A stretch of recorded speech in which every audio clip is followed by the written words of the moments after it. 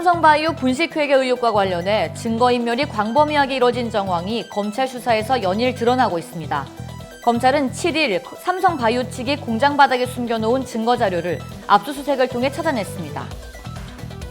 가짜 처방전으로 프로포폴과 졸피뎀처럼 중독성과 부작용 있는 약들을 멋대로 준 병원과 환자들이 무더기로 적발됐습니다. 트럼프 미국 대통령이 이란과의 핵합의에서 일방적으로 탈퇴한 지 1년 만에 이란 역시 핵합의 탈퇴를 택할 것으로 보입니다. 한동안 가라앉았던 핵위기가 재발할 가능성이 커지고 있습니다. 자세한 소식 잠시 후 뉴스에서 전해드리겠습니다. 시청자 여러분 안녕하십니까? 신동아 방송 뉴스 김진주입니다. 분식회계 의혹을 받는 삼성바이오로직스가 증거자료들을 공장 바닥에 묻어 은닉한 것으로 드러났습니다. 검찰은 인천 송도에 있는 삼성바이오 공장에서 바닥마루를 뜯고 숨겨놓은 공용 서버와 노트북 등을 찾아냈습니다. 검찰은 또 팀장급인 보안 담당 직원 A씨에 대해 증거인멸 혐의로 구속영장을 청구했습니다. A씨는 서버를 공장 바닥에 숨기는 일에 관여했고 최근 검찰 수사가 본격화되자 다시 꺼내 다른 장소로 옮겨 훼손한 혐의를 받고 있습니다. A씨는 검찰에 자신의 판단으로 증거자료를 숨긴 것이라며 윗선의 개입은 없었다고 말한 것으로 알려졌습니다. 하지만 검찰은 대대적인 증거 은닉 작업이 실무 직원 개인 판단으로 이뤄질 수는 없다고 보고 윗선으로 수사를 확대하고 있습니다. 검찰은 컴퓨터에서 자료를 복원해 분식회계 과정에 삼성그룹 차원의 개입이 있었는지 등을 집중 확인할 방침입니다. 식품의약품안전처는 다양한 방식으로 마약류 관리법을 위반한 병원 27곳과 환자 49명을 적발했습니다. 요즘 병원에서는 대개 전자처방전을 쓰는데 이 가짜 처방전은 약국에서 의료용 마약을 받는 데 쓰였습니다. 하루에 최대 6곳까지 병원을 돌아다니며 프로포폴을 맞은 환자도 있었습니다.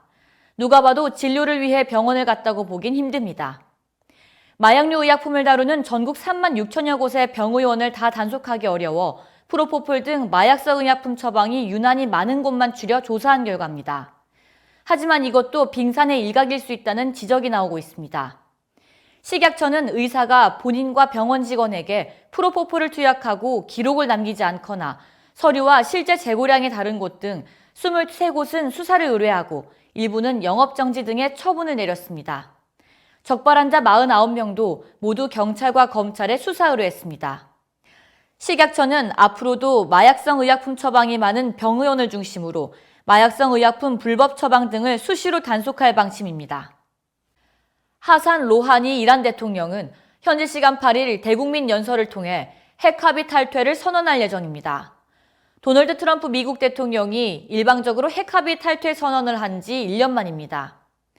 다만 이란은 일방적인 탈퇴 선언이 아니라 미국에 이의를 제기하는 형식을 취할 것으로 보입니다. 정해진 절차를 밟아 형식적으로 도덕적인 명분을 쌓으려는 것으로 해석됩니다. 이란 언론들은 이란 정부가 핵합의에서 동결한 원심분리기 생산 같은 핵활동을 일부 재개하고 한도 이상의 우라늄 농축을 시작할 것이라고 전망했습니다. 로하니 정부는 또 은행 거래와 원유 수출을 미국이 핵합의를 탈퇴하기 전 상태로 되돌려야 한다고 요구할 것으로 전해졌습니다. 이로써 2015년 7월 역사적인 핵협상 타결로 한동안 가라앉았던 핵위기가 재발할 가능성이 커지고 있습니다. 이란에서는 미국의 핵합의 탈퇴와 유럽의 미온적인 태도로 핵합의뿐만 아니라 핵확산 금지 조약도 탈퇴해야 한다는 보수 세력의 목소리가 더해지고 있습니다. 이런 가운데 미국이 이란을 겨냥해 중동에 항공모함 전단과 폭격기를 배치하고 있어 중동 지역 군사적 긴장도 고조되는 상황입니다. 이상으로 뉴스를 마치겠습니다. 시청해주신 여러분 고맙습니다.